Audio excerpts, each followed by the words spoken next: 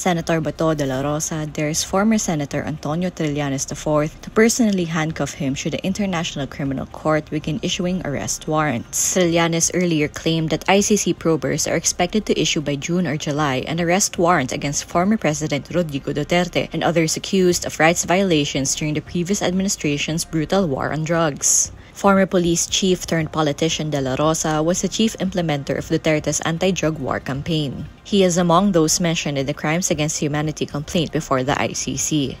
Go ahead, make my day, Mr. Trillanes! Sabihan mo, sige ka lang ngak dyan ng ICC. Sige, go ahead. Kahit sumama ka pa, mag-serve ng warrant. Sumama ka, ikaw mismo magpusa sa akin. President Bongbong Marcos earlier said his administration will not lift a finger to help the ICC probe. When asked if De La Rosa is concerned the administration will change its stance, the senator says, I leave my faith to God. Ano sabihin ni Lord, na hanggang dyan ka lang, makukulong ka na, wala akong magawa. Basta ako, I cannot be remiss of my duty as the chairman of the Senate Committee on Public Order and Dangerous Drugs. Trabaho ko po yan.